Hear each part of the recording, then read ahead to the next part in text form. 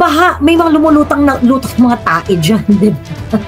That's basically the demonstration of how incompetent this government is. Kasi hindi naman siya pinapansin yung water filtration system na yan. Hindi naman siya pinapansin for the longest time. And sa totoo lang, okay, sige, parang kahit pa paano, medyo may silbi pa yung water filtration system nila. Tubig ulan, ilalagay mo dyan, mafi-filter. So at least kahit pa paano, it is safe enough para ipanghugas ng plato, ipangluto, at least yung pagpalutuan mo, papakuluan mo pa yung tubig doon ganyan. Kumbaga, makakahanap ka pa rin ng gamit sa tubig na finilter mo out of that mechanism na pinamigay ng DSWD. Sabi ni Yung Hanson, Joey, I work in a company for wastewater treatment plant. Hindi talaga sapat yan. Totoo, and this is actually sa totoo lang, malaki problema ng DOH yan DOH dyan. Kasi they just made it as a public health hazard.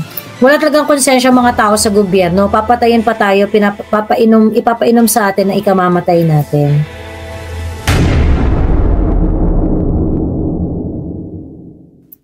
Wala bang research team ang DPWH about their water filter? Just ko, they are risking the life of those typhoon victims. Nakaka-disappoint that they are spending our taxes for that project. Apparently, matagal lang pinapamigay yan ng DSWD. Nakakaloka.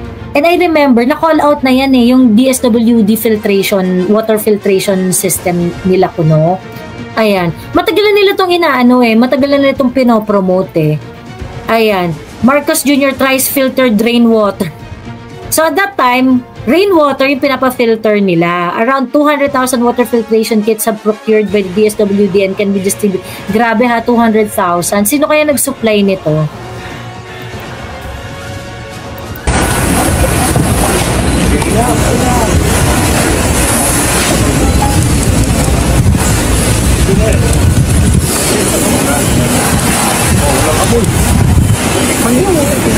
Sa kanan ito.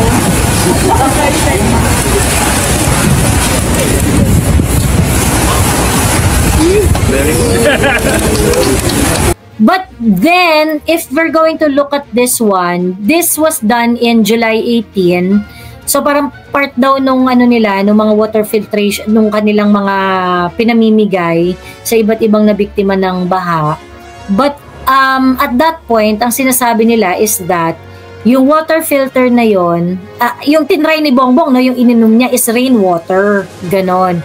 Ang problem, ito kasing nakaraan na bagyo, ang pag-promote nila dito is flood water. Capable of filtering flood water. Yun na ngayon yung sinasabi nila. Yes, I just wanted to share this to everyone kasi sa Cebu, isa po sa mga naging concern ay yung mainom na tubig. Kahapon po, nagpadala rin kami ng mahigit 400 pieces of this water filtration kits. Ito po, makikita nyo, meron itong water filtration system which is may 0.1 micron filters that could actually remove cholera, salmonella, E. coli, at coliform bacteria. So ito dinistribute natin kasi marumi yung tubig na nasira yung mga water distribution systems. So I think Irene Dumlao should be fired. Etong nagsasalita na tong babae, ASEC siya, Ian Reg pa rin. This lady should be fired Ito nagsasalita na to. So, kahit na marumi po yung tubig, ilagay po nila dito and multi-filter po nung water filtration.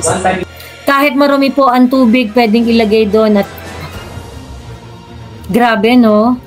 Ano na yan, I think October 2024 nakikita ko na yan, fino-flaunt na yan ni fino-flaunt na yan ni Rex Gatchalian. So ngayon, since fino-flaunt na nga yan ni Rex Gatchalian ng bonggang-bongga, sinasama na nila sa mga relief nila yung water filtration system na yon.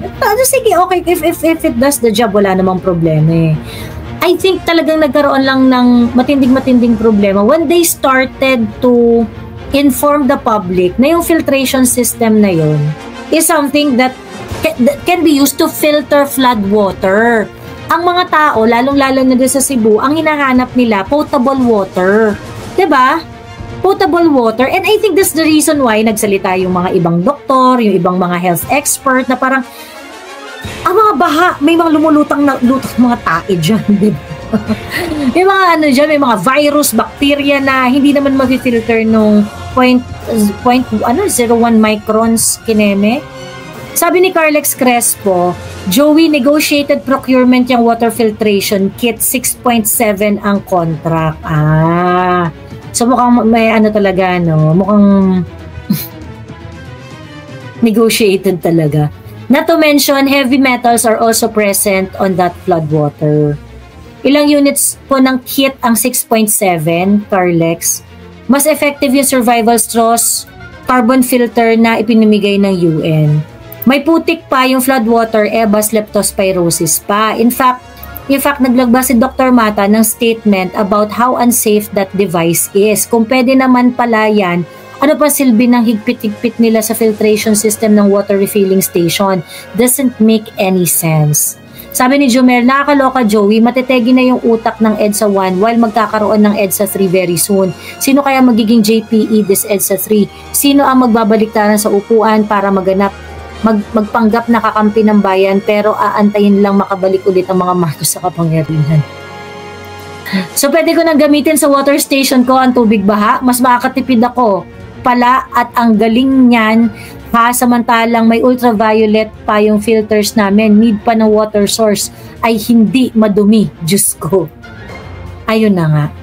So that's basically the demonstration of how incompetent this government is. Hindi naman siya pinapansin yung water filtration system na yan. Hindi naman siya pinapansin for the longest time. And sa totoo lang, okay, sige, parang kahit pa paano, medyo may silbi pa yung water filtration system nila. Okay, tubig ulan, ilalagay mo dyan, mafi-filter. So at least kahit pa paano, it is safe enough para ipanghugas ng plato, 'di ba? Ipangluto at least yung pagpalutuan mo, papakuluan mo pa yung tubig doon ganyan. Kumbaga makakahanap ka pa rin ng gamit doon sa mga tubig, doon sa tubig na pwede mong sa tubig na finilter mo out of that mechanism na pinamigay ng DSWD.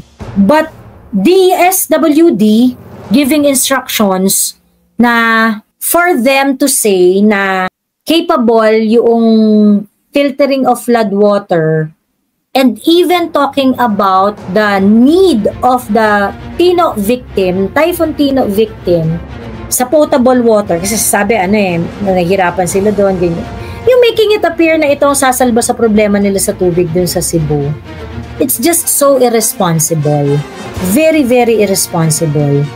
Ano naman kaya masasabi ng DOH dyan sa water filtration system? Hindi ba naglabas ang DOH ng DOH water filter?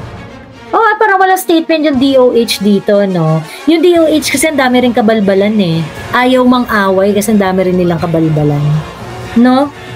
At higit sa lahat, I think, ang isa sa dapat nagsasalita doon is yung mga LGU na nakatanggap noong water filtration system na yun. Kasi ang gagamit nun mga kababayan nila. 'Di ba? Sa kanila binigay. So ang gagamit nun mga kababayan nila. So hindi sila nagsasalita, Grabe, no? How about health secretary? Sila dapat ang may say if that filtration is safe for drinking at di ang DSWD na ASEC. Agree. Tama. Sabi ni Yung Hanson, Joey, I work in a company for wastewater treatment plant. Hindi talaga sapat yan. Totoo, and this is actually sa totoo lang, malaki problema ng DOH yan DOH dyan. Kasi they just made it as a public health hazard. Paano yung mga maniniwala kay ASEC Dumlao? Yung mga naniwala kay ASEC Dumlao, tapos nakatanggap yung family nila ng water filtration system. Ginamit.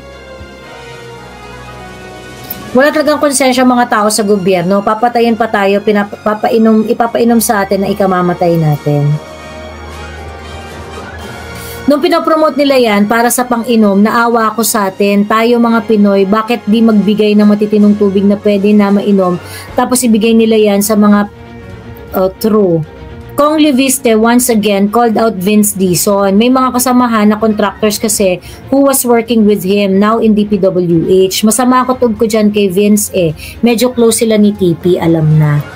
Actually, sa totoo lang, si Vince Dizon, may mga nag-warn lang sa akin. Sabi niya, alam mo Joey, yan si Vince Dizon. Bakit siya sa tingin mo pagkakatiwalaan ni BBM? 'Di ba? Bakit siya pagkakatiwalaan ni BBM? Ayun. So, kumbaga, well, ako Ako naman talaga hindi na ako naniniwala na meron ng kalalabasan na matinuyang ICI na yan eh. Wala na talaga. Kasi, eto, nagpunta sila sa, di ba recently, nagpunta sila sa, ito kasama to si Magalong. Immediately after nung Typhoon Pino, ang priority nitong ICI ay mag-imbestiga ng mga flood control problems sa Davao City. Ngayon, yung isang yung isang flood control doon, may isang portion doon na nasira. Okay? That flood control was constructed in 2023, declared as complete. Pagkatapos may gumuhong part doon at sinasabi nila na, see, problematic ang flood control issue sa Ineme, ganyan. Well, the entire structure is still okay. Pero merong isang part nga doon na due for repair. If it is due for repair, and then repair! Diba? Di repair ninyo. Kasi existing naman yung flood control project eh. Diba? And if it is within the responsibility of the contractor, let's call that contractor and ask them to fix that flood control project. Tapos na ang problema. It is not something that you need Kasi totoo lang si Magalong, wala na akong respect dito kay Magalong. Kasi, sir naman, kailangan talaga ng yung mga ganyang bagay, bibigyan mo ng atensyon, bibilihan mo ng ticket, idadayo mo talaga sa Davao. Diyos ko po naman, wag akong pinagloloko, Mayor Magalong. Kasi kung ganyan pala, ang magpo-prompt sa inyo para bisitahin nyo ang isang LGU, hindi ba dapat yan ang ginawa nyo sa Ilocos Norte? Mas madaming gumuho doon. Look at the flood control project sa Ilocos Norte. Eto. Sa Ilocos Norte yan. Yan ang itsura ng mga flood control projects doon.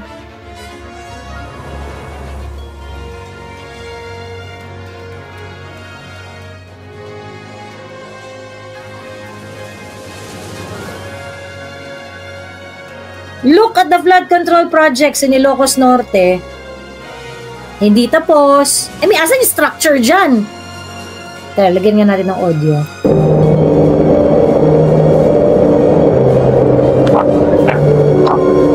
Ito sir, pagsang feeder ko eh. Oo sir eh, ayun lang. Lagyan lang ng parang tinanggal yung mga seed pile na umiyan. Oo sir, bali pangalawa na paglas eh. Sir, yung dati kasi nasira, tapos nilagyan, tapos nasira na naman, tapos ito na. Bali, 1 year lang siguro, gano'n. Pangalawa na sir, pang isang taon na sira sir.